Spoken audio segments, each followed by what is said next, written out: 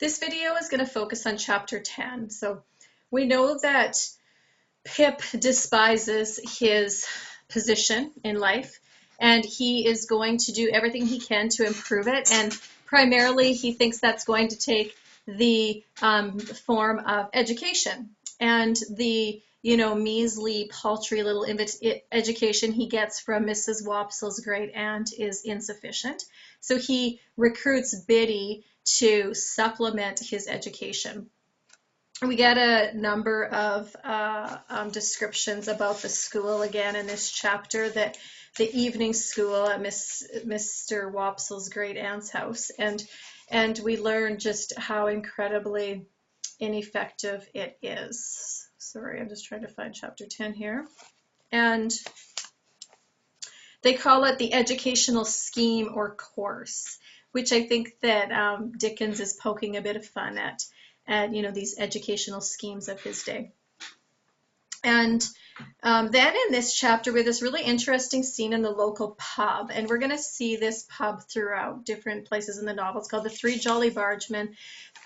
Pip goes there to retrieve Joe, and Joe's talking to a stranger, and he's, they're kind of have this relationship. And, first of all, there's just some really interesting little things that the stranger does. The strange man, after glancing at Joe, this is on page 68, and seeing that his attention was otherwise engaged, nodded to me again when I had taken my seat, and then rubbed his leg in a very odd way as it struck me.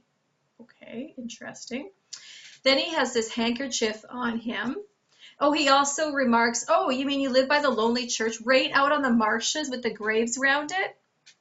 Do you remember a scene there at the beginning of the novel? Okay, interesting. And then we get more, and then it says that the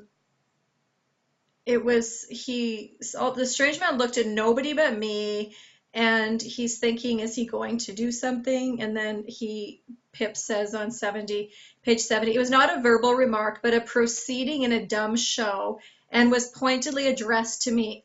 He stirred his rum and water pointedly at me, and he tasted his rum and water pointedly at me, and he stirred and he tasted it, not with a spoon that was brought to him, but with a file.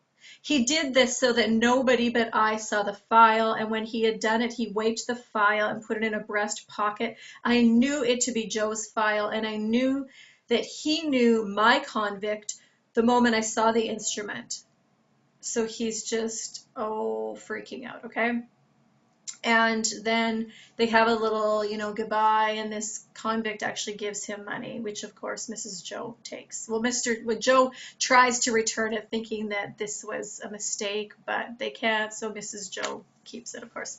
And then the chapter closes with Pip having another nightmare. So constantly tormented by these nightmares, tormented by these apparitions where, he's, seeing people punished by hangings or by, chains or, all kinds of symbols of injustice or symbols of justice, pardon me, right? Like things that are going to bring justice. And it's this guilt that he struggles so much with. So in this one, he's imagining a file coming out at him at the door. Okay, so then we're going to skip ahead quickly to chapter 11 here. He returns to Miss Havisham's, and he meets some very interesting people, okay? We can look at the way he describes on page 73.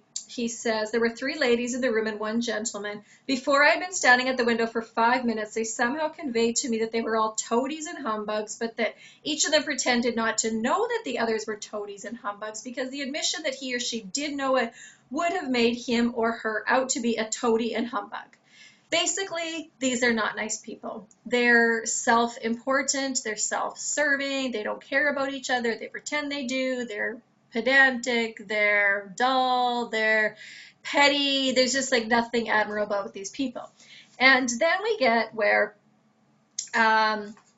we see here that on page 75, Estella comes and gets him, and I just want to read this to you. And she says, oh, are you crying again? He says, no, I'll never cry for you again, said I, which was, I suppose, as false a declaration as ever was made, for I was inwardly crying for her then, and I know what I know of the pain she cost me afterwards. some foreshadowing here. Oh, okay. So Estella is going to cause Pip pain. Prepare for it. Okay, so we got that. And then we carry on. He's going up the stairs and he comes across this man who's rather rude. And this is on page 75 as well. And he's just kind of suspicious and looking at him. And Pip says, "He was nothing to me, and I could have had no foresight then that he ever would be anything to me, but it happened that I had this opportunity of observing him well." So again, more foreshadowing. He's saying to us, I didn't think he was anything to me, but in fact, he's going to be something to me. And he, describes this little exchange they have where he's, another rude person to him.